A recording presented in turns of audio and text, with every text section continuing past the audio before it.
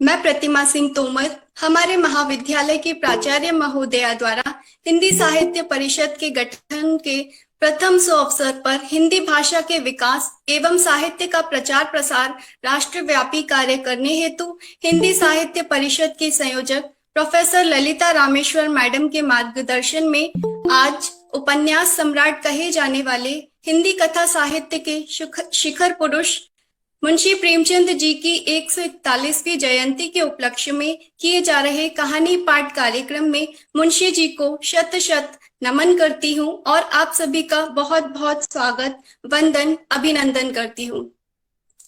अब आदरणीय प्राध्यापिका जी से निवेदन है, आप कहानी पाठ का श्री गणेश करने की आज्ञा दें।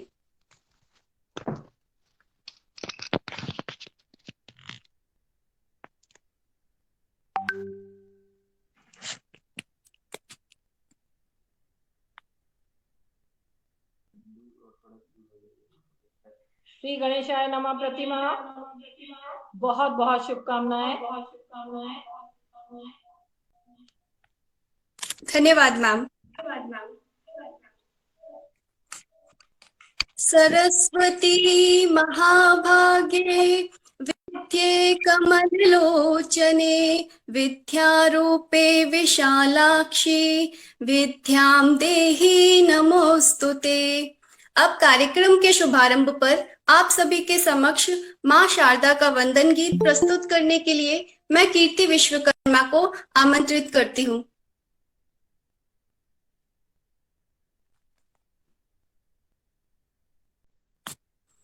अपनी कद्रदानी को इस कदर न छिपाइए। अगर प्रस्तुति पसंद आई हो तो कृपया जोरदार तालियां बजाइए।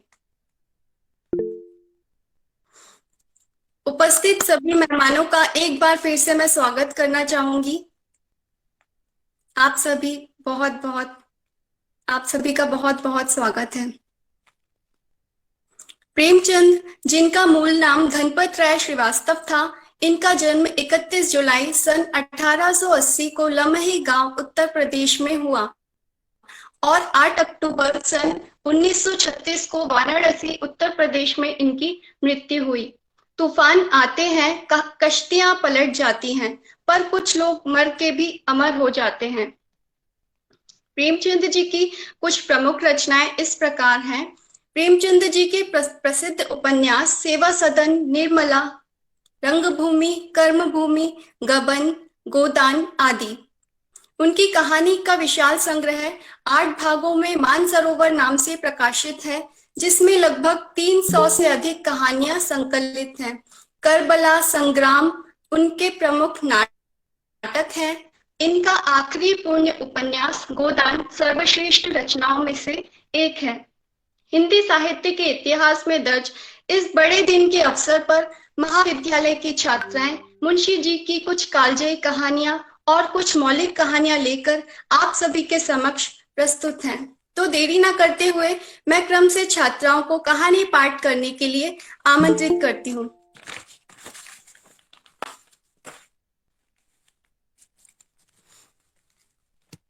सही मायने में जिसे प्यार कहते हैं, मेरी नजर में उसे ही परिवार कहते हैं। संयुक्त परिवार जो आज के समय में बहुत कम देखने को मिलते हैं, लेकिन मुंशी जी की कल्पनाओं के उस दौर में लिखी गई आदर्शवादी बड़े घर की बेटी की कहानी जो परिवार को साथ लेकर चलती है और अपनी जिम्मेदारियां बखूबी निभाती है। इस कहानी का पाठ करने आ रही हैं अंजलि यादव। अंजलि, आपका बहुत बहुत स्वागत है, शुभकामनाएं। बहुत बहुत अंजलि। आदर्श संदेश देती मुंशी जी की प्रसिद्ध कहानियों में से एक प्रेमचंद नाम से आई उनकी पहली कहानी बड़े घर की बेटी का पाठ किया अंजलि ने। हमारे बीच उपस्थित हमारी मुख्य अतिथि डॉक्टर स्वाति तिवारी जी, आप मध्य प्रदेश शासन में आदिम विकास योजना कार्यालय वियोजन अधिकारी हैं।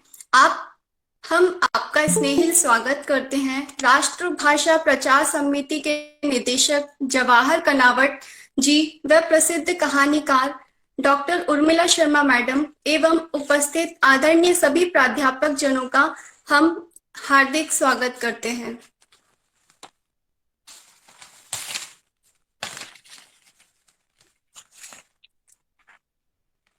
मैं हमारी प्राचार्य महोदया जी से चाहूंगी आप अंत तक हमारे बीच उपस्थित रहें, परंतु समय बाध्यता के कारण आपको जाना पड़ रहा है। मैं आपको बताना चाहती हूँ, हमारी छात्राओं ने भाव्या, सपनों की उड़ान, भूख आदि मौलिक रचनाएं लिखी हैं। अब मैं चाहूंगी हमारी प्राचार्य महोदया जी, आप अपने विचार हम छात्राओं के लिए प्रस्तुत करें और हमें मार्गदर्शन दें। जय हिंद मैम। धन्यवाद मैम, आपने इस कार्यक्रम में पधार कर यहाँ की शोभा बढ़ाई। आपका बहुत बहुत धन्यवाद। अब हम सुनेंगे हमारी प्रतिभागी छात्रा की स्वरचित लघु कथा। देश और दुनिया में कोरोना वायरस के संक्रमण को रोकने के लिए संपूर्ण लॉकडाउन का आदेश हुआ, परंतु देश का एक बड़ा मजदूर वर्ग जो अपनी भूख को मिटाने के लिए हर दिन मजदूरी करता है, तब अपना पेट भर पाता है। लेकिन कोरोना महामारी के विकट समय ने हर छोटे से बड़े वर्ग को घर पर कैद होने के लिए मजबूर कर दिया। अगर कोई सहायता ना मिली तो मजदूर कोरोना से बाद में पहले भूख से मरता। ऐसी ही कहानी लेकर हमारे सामने प्रस्तुत हो रही है निकिता सिकरवार। बहुत बहुत स्वागत है निकिता, आपका शुभकामनाएं।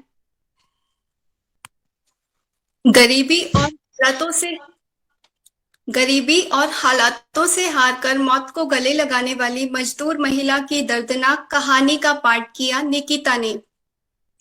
मैं एक मजदूर हूँ, जिस दिन कुछ लिख ना लूं उस दिन मुझे रोटी खाने का कोई हक नहीं। मुंशी प्रेमचंद। आज के बच्चे की संवेदनाएं, वे दृष्टिकोण कहाँ चले गए? आज के आधुनिक दौर में ऐसे बच्चे कहाँ चले गए? सुप्रसिद्ध कथाकार प्रेमचंद जी की कल्पनाओं द्वारा स्वरचित कालजयी कहानी जो बचपन को पूरी ईमानदारी के साथ व्यक्त करती है, अपने बड़े बुजुर्गों के प्रति त्याग और सद्भाव को दर्शाती कहानी ईदगाह। जी हाँ, नैतिक मूल्यों को सहेजे सुंदर संदेश देती इस कहानी का पाठ करने हमारे समक्ष प्रस्तुत है वीणा मिश्रा। स्वागत है वीणा, आपका बहुत बहुत शुभकामनाएं। मुंशी जी की बहुप्रसिद्ध कहानी ईदगाह का पाठ किया वीणा मिश्रा ने। बहुत बहुत धन्यवाद वीणा। मुंशी जी कहते हैं, सिर्फ उसको अपनी संपत्ति समझो जिसको तुमने अपने परिश्रम से कमाया हो। आज के इस दौर में जहां सगे रिश्ते साथ नहीं देते, वहां भावों से जुड़े रिश्ते हमें कोई भाव्या दे जाते हैं। अब मैं श्रद्धा शर्मा जी को आमंत्रित करना चाहूंगी उनकी स्वरचित रचना भाव्या के साथ। बहुत बहुत स्वागत है श्रद्धा जी, आपका शुभकामनाएं। बहुत ही सुंदर कहानी श्रद्धा जी, आपने बड़े ही भावों से उसका पाठ किया, धन्यवाद।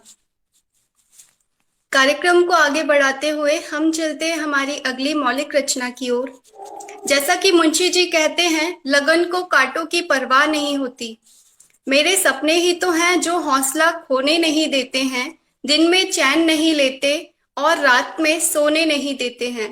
ज्योति सिंह सोलंकी अब अपनी मौलिक रचना सपनों की उड़ान का पाठ करने आ रही हैं। ज्योति, आपका बहुत बहुत स्वागत है। नमस्कार, मेरा नाम है ज्योति सिंह सोलंकी। मैं बीए द्वितीय। कुछ खास करने का सपना तो सभी देखते हैं, मगर सपनों से जागकर कठिन परिश्रम द्वारा अपने लक्ष्य को पूरा करने वाली स्कूली छात्रा की कहानी सपनों की उड़ान की प्रस्तुति दी ज्योति ने। बहुत बहुत धन्यवाद ज्योति, बहुत ही अच्छी प्रस्तुति।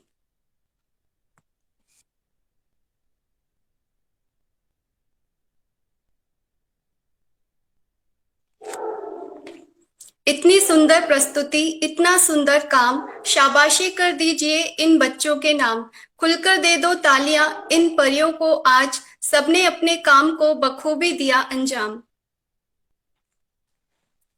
लेखन और लेखक को लेकर प्रेमचंद जी लिखते हैं, लिखते तो वो लोग हैं जिनके अंदर कुछ दर्द है, अनुराग है, लगन है, विचार है। जिन्होंने भोग और विलास को जीवन का लक्ष्य बना लिया, वह क्या लिखेंगे।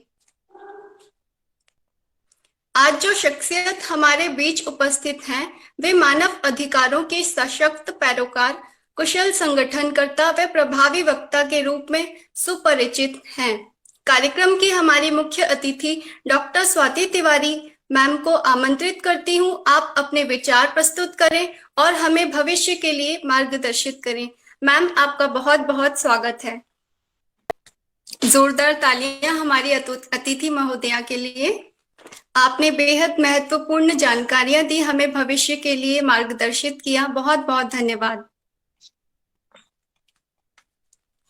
हमारे लिए बहुत ही गर्व की बात है, राष्ट्रीय भाषा प्रचार समिति के निदेशक जवाहर कनावट जी, आप हमारे बीच इस कार्यक्रम में मौजूद हैं। मैं चाहूंगी आप हम छात्राओं को मार्गदर्शित करें अपने शुभ विचारों से।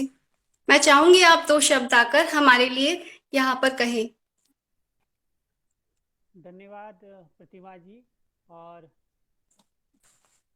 अब मैं हमारी हिंदी साहित्य परिषद की संयोजक प्रोफेसर अब मैं हमारी हिंदी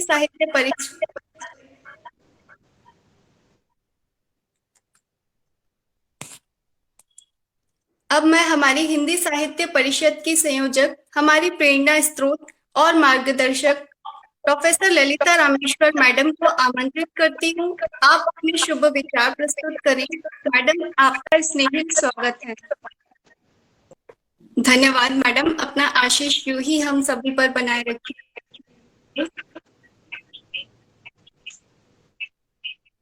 अब कार्यक्रम के समापन से पूर्व मैं आदरणीय जनों का आभार व्यक्त करने हेतु आयुषी जैन को आमंत्रित करती हूँ। धन्यवाद प्रतिमा। बहुत बहुत धन्यवाद आयुषी। साल 1880 आज के ही दिन हिंदी साहित्य को वो हीरा मिला जो अपनी कलम के बूते बरसों तक दमकता रहेगा। मुंशी प्रेमचंद जी को हमारा सलाम। आप सभी के सहयोग और उपस्थिति से हम इस कार्यक्रम को अधिक सार्थक बना पाए। आप सभी को मेरा सादर प्रणाम, नमस्कार। जय हिंद, जय हिंदी, जय प्रेमचंद।